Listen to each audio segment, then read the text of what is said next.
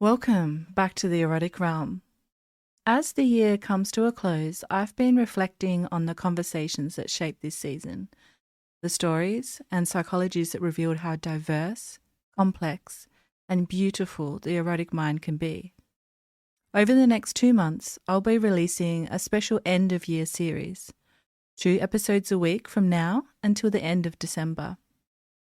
You'll hear our first live recordings from the very first Erotic Realm Confessional at OzKinkFest. Deep dives into the major themes that emerged this year across gender and BDSM roles. And for my 40th birthday in December, an intimate special exploring my very own erotic realm. To begin this series, I'm revisiting one of the episodes that started it all. The Psychology of Erotica, Aurore on writing desire, healing, shame, and feminist submission. This was number 25 in the Erotic Realm series, and it's been one of the most listened to and discussed episodes of the show. And for the many of you who have joined recently, this is the perfect doorway into the erotic realm, where we explore the science, symbolism, and stories of desire, one erotic realm at a time. If you'd like to support this work as it grows into 2026 and beyond, you can become a paid subscriber on Substack for the price of a coffee a month. Your support allows me to continue with the mission of the erotic realm, which is humanizing kink and darker desires. Simply visit psychologyofdesire.substack.com. And to close out the year, I'll be releasing a New Year's special, a collection of mini episodes sharing people's kinky desires and erotic resolutions for the year ahead.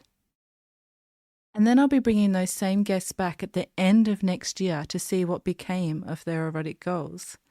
It should be really fun to see the evolution and what happened over the year. But for now, let's return back to the revisiting of the episode, The Psychology of Erotica. Enjoy. Welcome to the Erotic Realm podcast, where we explore the psychology of darker desires. I'm Em, and if you're new here, welcome. I'm a psychosexuality nerd with a background in psychology, sociology, medical science, and Tantra. I'm also in a 24/7 collared relationship, and I created this podcast with the mission of humanizing kinksters. Join me here for one-on-one, in-depth conversations as we explore the fascinating world of eroticism, one erotic realm at a time. If you love what we're doing here in the Erotic Realm, I'd like to ask you a quick favour. Can you follow and rate the show wherever you listen? It helps the show reach more people like you. And if you haven't yet, I'd love if you could subscribe to my Substack, Psychology of Desire.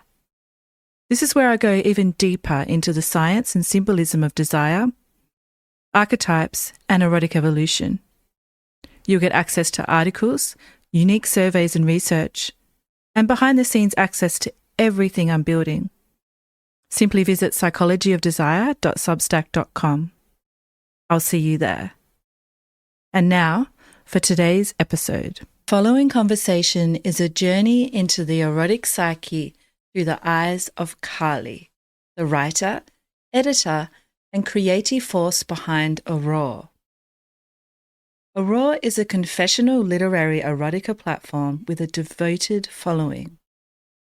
Originally created as a private erotic journal, Aurore has grown into a resonant community space where fantasies become stories and stories become mirrors of the self. In this episode, Kali shares her journey from dominance to submission and how writing became a transformative tool for navigating trauma, reclaiming agency, and deepening desire. We explore the feminist tensions in submission, the healing power of storytelling, and what it means to build an erotically honest life, one page at a time. Whether you're a writer, a voyeur, or someone who's never dared to put your fantasies into words, this episode invites you to step into the world of Aurore and into the mind of its creator. Kali is proof that erotic self-expression isn't just titillating, It's transformational. Enjoy. Hi, everyone, and welcome to the Erotic Realm podcast. Today, I'm very happy to have with me Carly. Welcome, Carly. Hi, thank you so much for having me. Thanks for being here. So, we usually start the podcast with getting to know who you are outside of your sexuality, whether that be your general work area, if you're happy to share, or your hobbies, or both. What are you up to when you're not being a kinkster or exploring your sexuality, Carly? Well, it's funny you say outside of sexuality because I feel like sexuality has permeated all of what I do, my Mm-hmm. hobbies and my work. I run a website for confessional erotic literature. So I collect stories from people all over the world. The stories, of course, began as my own and friends of mine. And now we have over 250 stories from people everywhere talking about their most positive sexual experiences.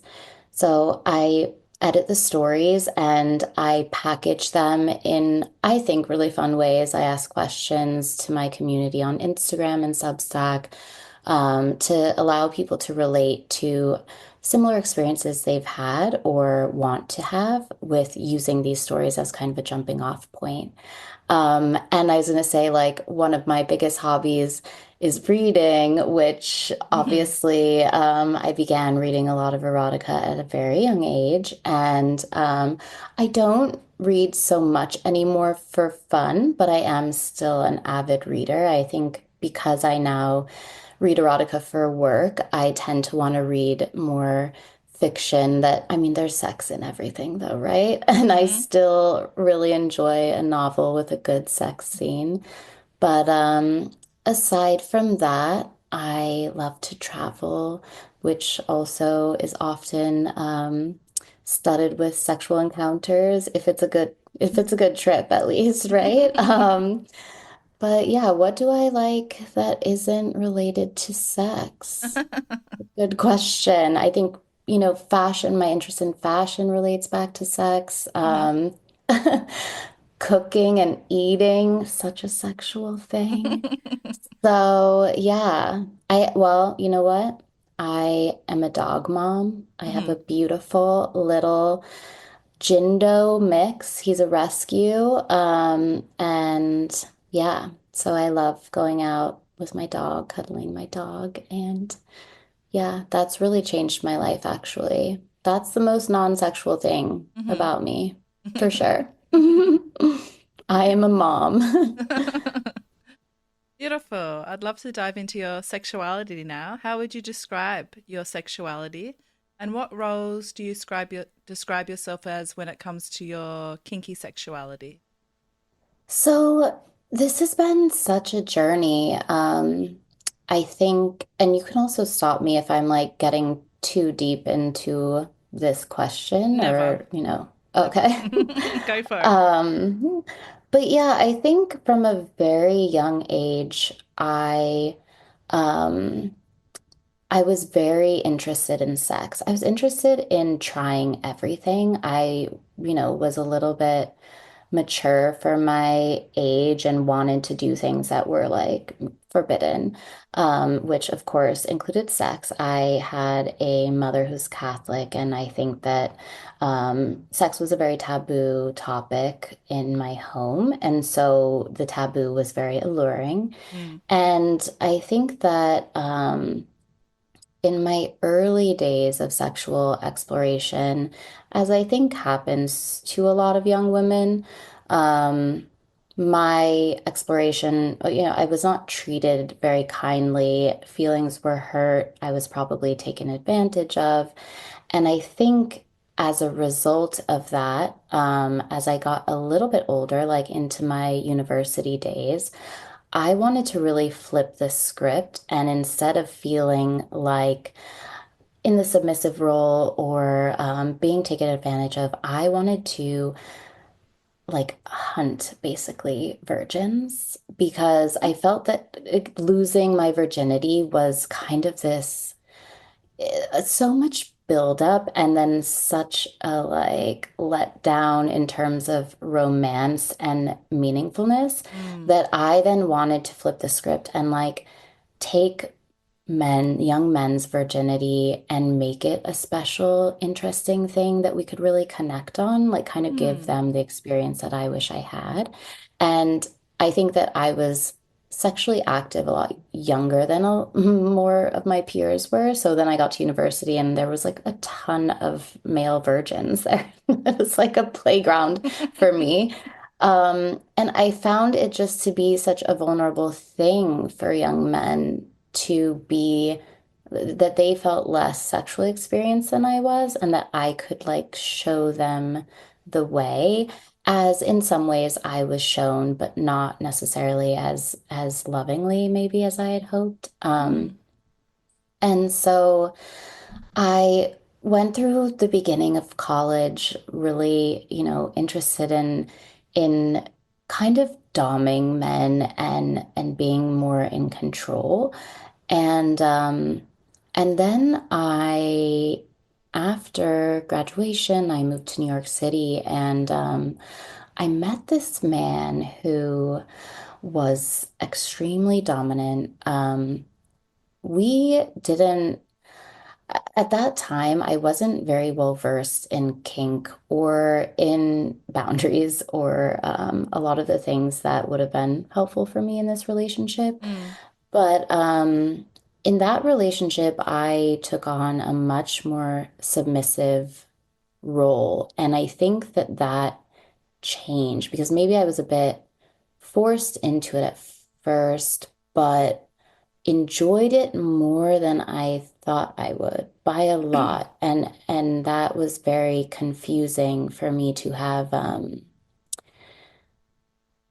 experienced both and not quite sure where I wanted to be or what felt most true to who I was. I Mm-hmm. realize now though, I am getting so deep. What I meant to say as to describe my sexuality is that it is ever evolving, and I think it Mm. always has been. And I've really gone through these phases of exploration and trying on different sexual identities. I really am not one for labels. Mm. It's not something that because I don't feel truly any one thing. And obviously, there's a switch, but I also don't feel that that is really accurate for me either. I don't know. And I think in terms of my sexual interests and the people that I'm interested in, the closest thing I can identify as is pan Mm-hmm. because I think I'm really just attracted to people more than gender. And um, yeah, it's so ever evolving is my Mm-hmm. sexuality. And I look forward to the idea that that will continue to be the case, Mm. like I'm looking forward to my like elder years of exploration too. Mm-hmm. I hear that people get super horny so we Mm-hmm. can only imagine what that will be like. Mm-hmm. That's really fascinating. I've never heard of a woman who was a virgin hunter before, so that's incredibly interesting to me. Yeah, thanks. Yeah, yeah. Yeah, thanks for sharing your journey from dominance to submission and your growth as a person. I wanted to get into that a little bit more because in the pre-podcast form, you mentioned that your submissive side emerged through a difficult, even somewhat abusive relationship, and that you had to navigate a conflict within yourself between empowerment as a feminist and your desire for consensual domination. Can you tell us more about that process? Yeah, and that's where I realized I was getting like into that part without, that's like it's such a layered thing. Mm. So I think what occurred, and I think that this is when you're experiencing these dynamics, but not in a kink informed, BDSM informed way, and you haven't You're not playing out scenes, you're just like living these things. And so Mm. the person I mentioned who was very dominant, he's very powerful. Like he was a powerful person in the community, and he just commanded our relationship in a way that was, at that time in my life, extremely alluring and comforting. It felt like being just lifted and floating. Like I didn't have to think. I mean, it was like subspace all the time, right? Mm. And the way that he took care of me was incredibly beautiful and liberating. What also was the case was that he had a very bad temper, and often these flare-ups between us would turn violent, and the violence sometimes turned sexual.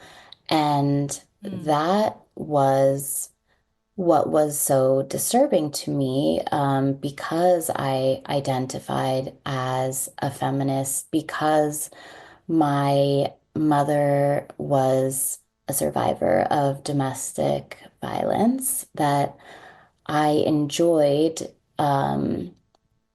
these violent sexual moments while at the same time despising them. And I Mm. think it caused me to despise myself, to despise my partner.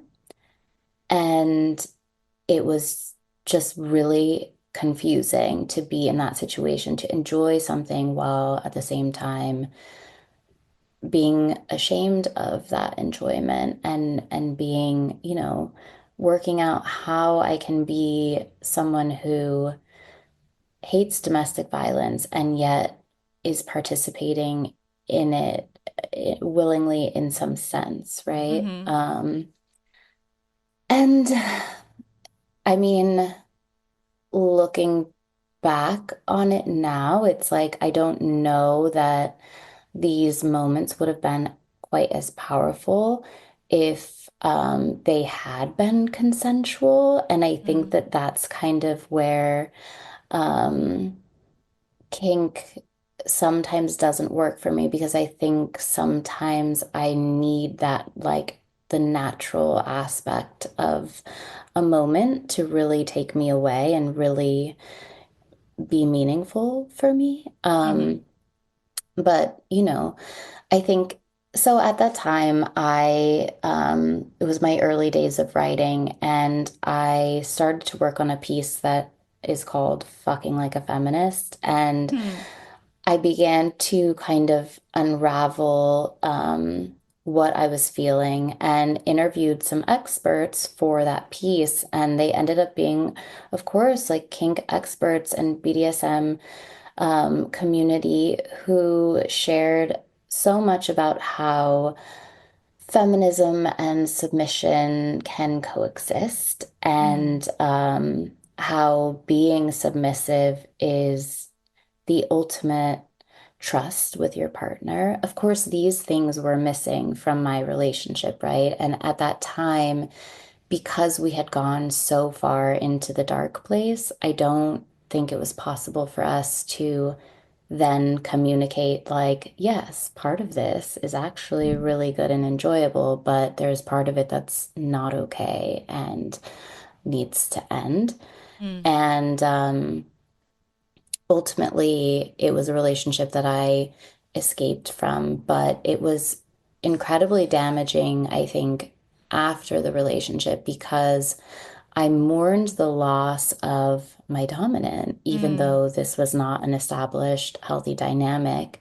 And I knew that I had to get myself away from him, but at the same time, really missed it and didn't quite know how to move forward and find that again in a healthier way. Mm. So it took a long time, and I don't know um, if it was because of that relationship that it was so difficult for me to find my next partner, or if it was just the time that we were at in the world. But Mm-hmm.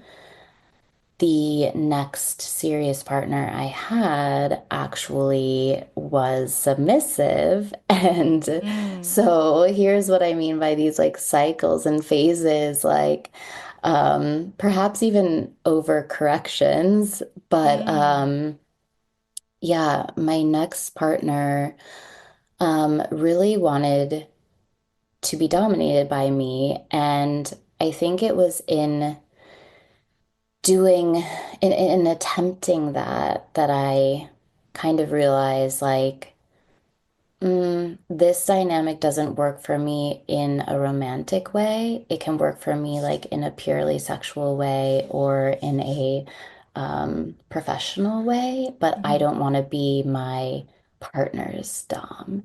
And so that was really that was an interesting discovery, and it was also at a moment in time where it was actually Trump's first campaign season in the United States. And myself and many other women, I think, were feeling incredibly angry at the patriarchy and that we were being dragged through the media circus and the sexual assault trauma and all of this stuff is happening around his candidacy and ultimately him winning and then putting Kavanaugh the Kavanaugh hearings where he was accused of sexual assault and then became a Supreme Court justice. So there was a part of me that really wanted to channel that anger into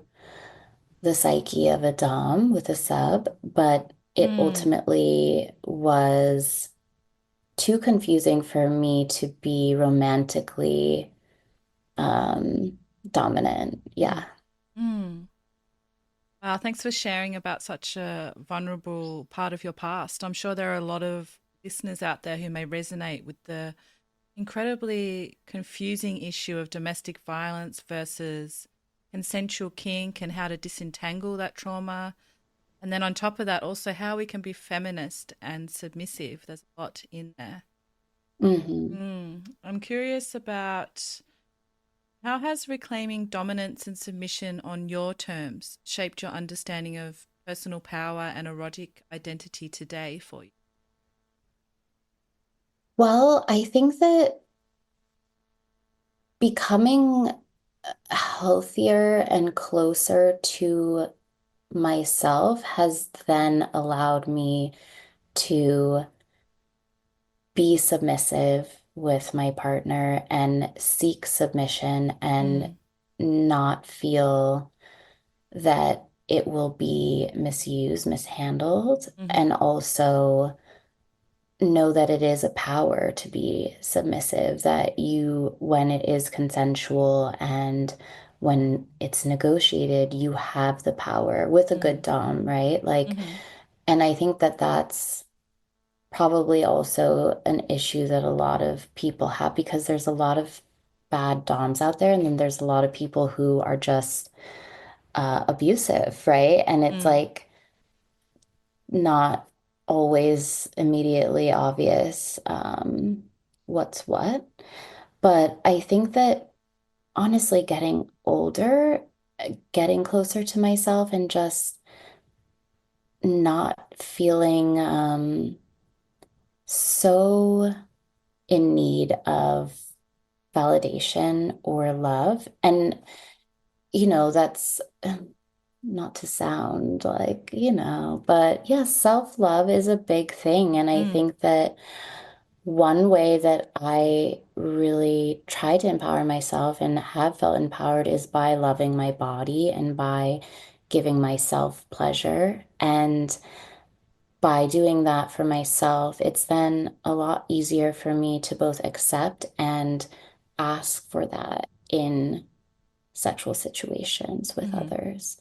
Um, I think that's a big thing. And I try to lead people into that with my work as well. I think a lot of my erotic awakenings or epiphanies have come through erotic journaling Mm, and rewriting encounters that I've had and enjoyed. It's like putting something on paper, putting something into words is such a powerful act that I think you can honestly rewire your brain into believing that this is the way it always should be, if that mm-hmm, makes sense. mm, And it's one thing I offer my writers as well. Like I mentioned that Aurore is for confessional stories, so stories that, based on real experiences. But I always offer people to rewrite the narrative if something happened that they wish had been different, or if something bad happened, or a breakup, that they could rewrite a story so that they end up on top and not like, top and bottom, but like yeah. end up winning. Mm-hmm. And I think that that is a really powerful act. Mm, Um, and I think that writing your fantasies is something that can write them into being or give you the confidence to seek them and figure out the language to ask for them. mm. So let's chat Yeah. more about the birth of Aurora. Where does the name Aurora come from? What's the inspiration behind the name? So Aurore is actually the real name of the writer George Sand, who some may know, some may not. I was an English lit major. So George Sand was a pseudonym that this woman named Aurore used at a time where obviously it was much preferred to be a man in the world. And so she published under this pseudonym. She also was known to wear men's clothes out in Mm, public so that she could smoke in public, which was something that women were not allowed to do, and as well as enter male spaces. So when I was trying to find a name, which was a really difficult thing because you want to capture the essence, right? mm, Um, it felt to me that Aurore was a way to reclaim an identity that wasn't allowed at another time. And like mm, the irony is, of course, a lot of people still use pen names, pseudonyms on the site because as much has changed in the last couple hundred years, not much has changed at the mm-hmm. same time. And it's still considered very taboo to be openly sex positive. So, yeah, I think that it's a little tribute to a different time and also to bucking conventions Mm. and doing things out of the norms of society, which in many times is something very sexy. I love that so much. So, how did it evolve from being a personal outlet to becoming a community for others to explore their eroticism? What was that process Well, like? I think I always wanted it to be a community because, as I mentioned, this process of writing my own stories was so helpful for me that Mm, I knew that I wanted to reach other people and help them do the same. And I think like I know we're worlds apart, but like I was in New York City the last 14 years, and New York City is famously terrible for dating, especially for women. mm, And so there was so much negativity around dating, and often because it was actually bad. And then I mentioned the Trump campaign in the first term, and that as well, I think that was when I came up with the idea for Aurora. There was just this need for me to remind myself and remind others that sex could be good, mm, that it had potential to connect us and to be beautiful and intimate and vulnerable. And I think for a lot of women during that time, it was just so difficult to love men. It's like, yes, we love men, but I hate the patriarchy and I hate what it's doing to the men that I love. And I think I wanted to be able to spread that kind of difference in outlook and hoping that, if we talked about the good stuff more, that it would spread, right? And Mm-hmm. so I began with the launch of my website, hosting writing workshops to really guide people through that process. And I think from there it grew. So then the pandemic hit. I started Aurore in 2019, and then the following year, the pandemic hit. And then, the pandemic was actually great for erotica because I think people had viewed all of the visual pornography online and Mm-hmm. they were looking for something Mm-hmm. different.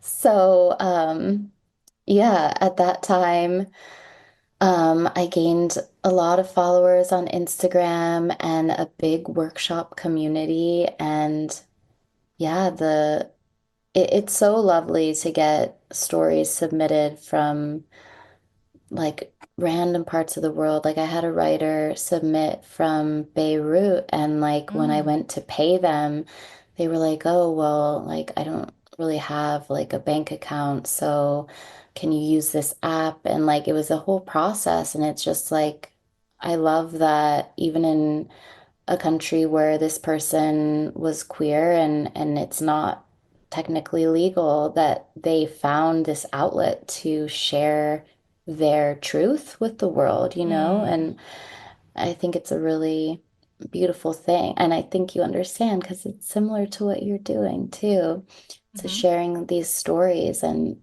connecting people through eroticism. Yeah, and it shows how important sexuality and sharing our stories is, that they would go to that trouble, make sure that their story was released to the world. Beautiful. Yeah, Mm. absolutely. I'm curious to know, so you've read a lot of erotic stories now from all around the world. What patterns or recurring themes do you notice when people start writing about their fantasies? Are there common threads you've noticed in the psychology of what people desire?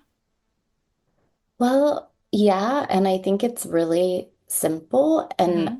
so most of my writers are cis hetero women. Mm. And I think what we see in these stories that, all stories are meant to be positive. So they have to be about good experiences. And like, what is a good experience for a straight woman? And it's being seen not in just a physical way, but in an emotional way. And that Mm. communication that they are getting feedback on their beauty and their mind. And I think that that's like what really comes through for me in these stories. Like a lot of the stories are this kind of growth story where a person has a moment or like a long time where they've lost touch with themselves, where they don't know who they are anymore, and where sex solves that problem or sex shows them who they are. Sex takes them somewhere new. And Mm. I think that that is so powerful that, and it's so real, Mm-hmm. It's so possible for us to have these transformative sexual experiences if we open ourselves to them. Um, but yeah, I think that that's the one really strong thread I see through everything.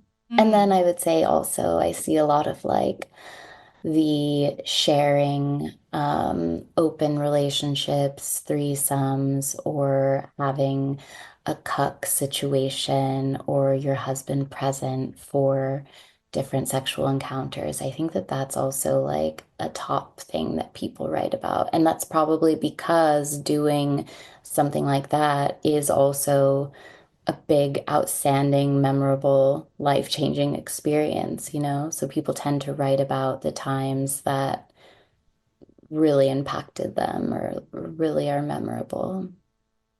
So, a tradition we have on the podcast is exploring a piece of research from the academic world with you. And I wanted to bring in a real piece of research that felt incredibly aligned with your work. It's a 2021 study published in the Journal of Psychological Research, which explored the relationship between sexual fantasy, sexual communication, personality traits, and sexual satisfaction in married people. And the researchers found that people who embraced their fantasies and were able to communicate them openly with their partners had significantly higher sexual satisfaction, regardless of their personality traits. And it really reaffirms a deeper message of what you're doing with Aurore, that writing and sharing our fantasies can be more than a creative outlet. Now, as someone who built an entire platform on erotic storytelling, do you think the act of writing your desires, even privately, can act as a kind of communication or clarity tool? Oh my God, absolutely, Mm-hmm. yes. 100%. I think that a lot of the process of communicating with a partner is just finding those words for yourself and like practicing them and writing them out ahead of time, especially in a story. I often recommend that people do send stories as ways to open the conversation about fantasies. So maybe it's not your own story, but somebody else's. I think that like arousing or like whetting the appetite of somebody through a story is such an amazing way to open the conversation around enacting something that happens in a story. It's just like with movies or pornography, like, and how we mirror things. I think as humans, seeing things in art or reading things in art literature is such a good way to figure out what we want and how we want it. Gives Mm. us the tools. Mm. They also noted that fantasy acceptance, not just fantasy frequency, was a key factor in satisfaction. Have you found that embracing the validity of a fantasy can be more transformative than indulging in it? I think so. And I think that that has a lot to do with just being able to use your imagination and imagine all the possibilities with a partner. Mm-hmm. Like, definitely, and I think this is kind of the same with like writing erotica versus something like pornography, where there's such a slow build and the beauty is in the tension, right? And so sometimes the actual enacting of things isn't the most exciting part. Sometimes the idea of enacting them or like beginning to put the things together is enough to fulfill or to scratch that itch of a fantasy. Mm-hmm. And I think when you say the fantasy acceptance, like between partners, I think that that goes back to just feeling accepted and safe and that you are not judged. And I think that that's really something that I aim to do with Aurore. Like, and I think it's always been the case that I am not a judgmental person, and a lot of friends and even like near strangers will come to me with stuff that sometimes I'm like, wow, like this is really personal that you are Mm-hmm. sharing this with me. But Mm-hmm. I think that there's so much judgment and shame in the world that like when people feel safe to express, that is so powerful. And I think anything I can do to eliminate shame and create more open communication, I think then translates into relationships as well. Mm-hmm. Totally. Now, one of the themes in the study was that fantasy isn't always about what we want to do. Sometimes it's what we need to understand about ourselves. Now, when you're reading these submissions on Aurore and also in your own erotic explorations, do you have a sense of when a writing piece is revealing something deeper? Or is it more something that only the individual writing it can understand? I think what I see sometimes in writing is people trying to make sense of Mm, what they feel. And that sometimes means that they're writing around something mm, and there isn't that like grit that I'm looking for. And that's when I go back to the writer and ask them some deeper questions. And that process reveals sometimes what is actually being desired, or what this fantasy or experience is actually revealing to them. I don't think that it's always, I don't think it's often apparent. That's often something that needs like some work to get there. Because I think to know yourself so intimately is a process, and often one that does require a guide, like whether that guide is your lover or an editor, Mm-hmm. or a friend. It depends. But yeah. Mm. And has there been a specific story or moment where something that you wrote surprised you, where you revealed a desire that you hadn't fully named before? Hmm. Well, I don't know. I'm trying to think. I mean, there's so many stories, but the story that I am going to share some excerpts with you tonight, Mm-hmm. I do think that that story revealed something to me because I was scared to write it. And it was one of the first stories that I actually put my real name on. I was also writing under a pen name, and like even though my name is attached to Aurore, I think representing the space versus having my name attached to an actual story about my personal experiences, Mm-hmm. it's very different still. And I don't know if I'm jumping the gun if I No, segue no. into the reading, I'd but yeah, I'd love to the hear it. Yeah.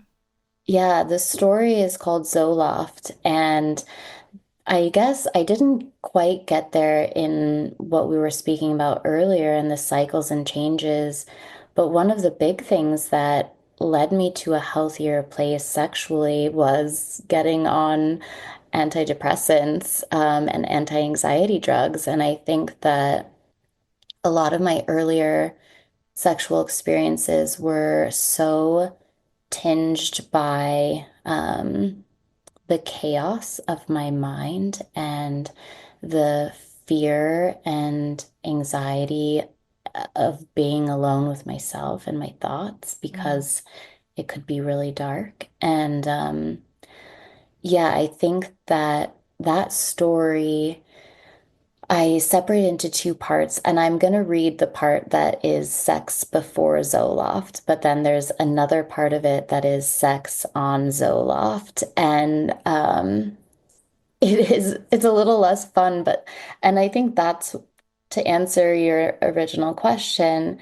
I think in writing that, it revealed to me that I was feeling shame around not having the same sexual appetite that I once had, and Mm. how it had been changed by SSRIs, which is a really common side effect for a Mm-hmm. lot of people.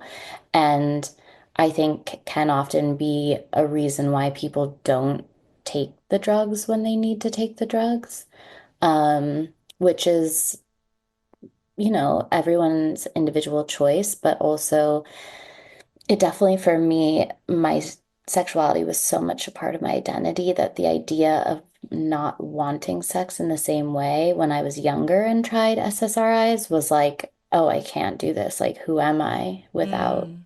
sex? Um, but eventually there was a point in which I think the scales tipped and it was like, I need this more than I need sex. Mm-hmm. Um, but yeah, if now's a good time, I will read Please, an I'm sure we'd excerpt. love to hear it. Okay. Sex before Zoloft. Prior to June 2019, sex was my religion. I studied it, devoted. I'd orbit around my need, a need that felt greater than myself. Being desired was the only thing that fueled me, sex the culmination of my grasp at peace and power. I'd line my eyes with thick liquid liner and wear perfume strangers complimented. My body curved in such a way it would elicit howls when I let clothing hug it. I'd fake confidence that fooled most, and I'd chain smoke, loitering on curbs and in bar backyards, always reeling, on the brink of some perceived slight or tragic end with my latest fling. always looking for my next victim, my next savior. My friend sent an image of a woman tied to a stake, lighting the cigarette in her mouth from the flames beneath her, and I'd never seen anything more me. I lit fires. I'd happily burn. I'd fight, I'd fuck, and I'd smolder with rage and desire. My hatred for men was matched only by my desire for them, my desire to be desired by them. It became hard to distinguish if my aim was to destroy them or to destroy myself. One night, in a madness to escape the overwhelming sadness of a recent breakup, I approached a man in a bar coming on strong. His friends told me he was engaged as a warning or a plea, but I ignored them, continuing my mission, bringing him home. I was insatiable and reckless. I'd send graphic nudes to people for attention, then ignore their advances at parties. Once I arrived 2 hours late to a good friend's birthday because I decided at the last minute to go home with an afternoon date. I'd be the person making out with her new boyfriend you're meeting for the first time in the corner of your living room while you're throwing an intimate dinner party. Juggling, rotating, never alone too long. I couldn't bear it. Have a splitting headache? A fuck will cure it. Piss someone off? Seduce them. His foot is out the door? Suck his cum like venom from a wound. Then I encountered a heartbreak I was unprepared for, and I crumbled. I could not recover. Not even the new beautiful boy I procured helped shake it.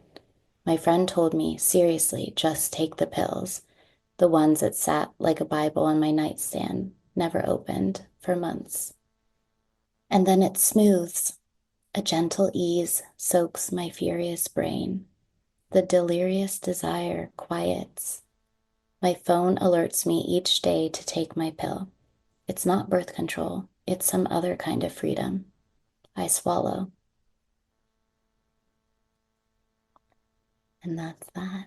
That's the sex before Zoloft section of that story. Wow, that's really powerful. Thanks for sharing. Of course. Hmm. So, what do you think changes when we voice desire like you just did compared to keeping it on the page? That's interesting. Yeah, I think that you own it a little bit more. I think Mm, that the act of writing and sharing is incredibly empowering, freeing, and scary. Um, but speaking things out loud, I think, takes it even a step further. And I always say this in my writing workshops because I offer a space for people to share their writing. And I know it's so intimidating and scary, but I also know that doing it is, I mean, it's better than a drug. It's hmm just, it makes you feel so good and I think especially in a space where you feel supported and that the community is aligned and sex positive, that, yeah, it's just really affirming. Mm. Is that how you feel after reading that particular piece to us today? I do. Hmm Yeah. I mean, I think there's always this part of me that is afraid, but I think also that fear is somewhat exhilarating. Mm. Did you say you had a second part you wanted to read as well? Well, the second part is less fun, and I Mm. think hmm I think that that's more for if somebody wanted to read that, they absolutely can. They can find the story on this site. hmm But I think that what I tried to do in this story is compare how my libido and desire used to operate and contrasting with how it operated on Zoloft and on SSRIs with my libido dampened. And a lot of that is really responsive versus spontaneous desire. And it was just something that I had never experienced. So it was a real learning curve. And I think that there was definitely a time that it did feel that my identity was muddled by the change. Mm. But like I said earlier, I think that the cycles and phases is something that I really believe. And I know that wherever I'm at is where I should be and that things will change. And I try to just appreciate where I am at Mm. any given time. Mm. So, what do you think erotic stories tell us about modern desire and how it's shifting in today's world? Well, I think that ones that tell the truth are definitely different than some of the more romance genre stories. And I don't have anything against romance, but it's never been something as alluring for me because I think that I need sex to be grounded in reality, and I don't want this unattainable idea of what, and I think it can be quite damaging, honestly, but I understand the escapism aspect. But I think that definitely women there's a movement towards reading erotica and romance more proudly than in the past, like with Mm. more pride. So I think that that's really positive, and I think that that reflects a ownership of pleasure and a desire for better partners and more um, romantic and thoughtful partners as well, and communicative partners, because I think that a lot of the literature is about communication and, as I mentioned earlier, about um, feedback and confirming someone's humanity and sexuality and your desire for them. Um, yeah. Mm. So, if someone listening today wanted to start exploring their erotic psychology through writing, where would you suggest they begin? One of my favorite exercises to ask people to do is after a shower or in the morning as you're getting dressed to stand in front of a full-length mirror and write about your body. So describe your body, looking yourself up and down from the point of view of someone who really wants to fuck you. So every Mm. curve, every scar, every bruise, you're looking at that as if it's the most alluring thing. And trying to see your body through eyes of a lover as it should empower you and make you feel desired and hot and sexy. And I think that that's the place that I want people to write from, one in which they're not trying to hide behind anything.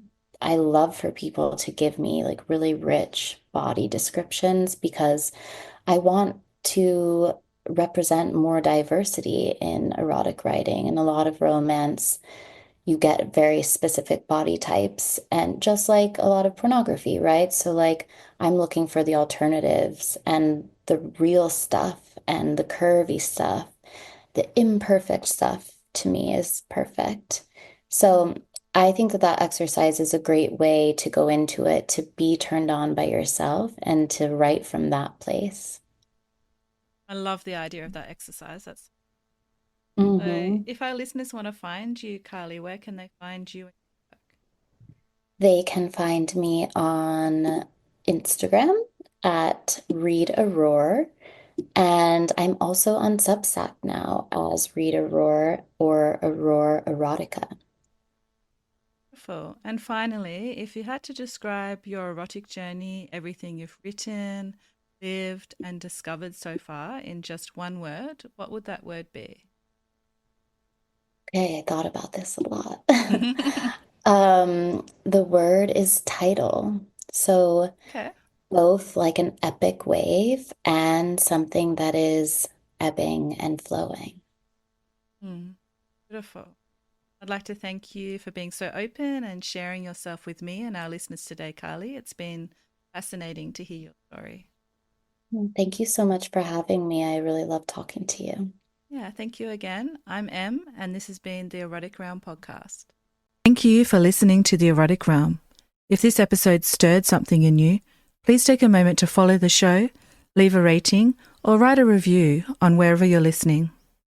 It helps more people find the show and brings visibility to this deeper conversation about eroticism and self-understanding. I'd also like to invite you to dive deeper into the psychology of desire, including my writing, research, and upcoming courses over at psychologyofdesire.com. And if you want the full experience, join thousands of curious minds on my Substack at psychologyofdesire.substack.com. This is where I release the Psychology of Desire case files, behind-the-scenes thoughts, and intimate reflections every week, plus more. Until next time, stay curious, stay embodied, and keep exploring. Also, as always, stay perverted.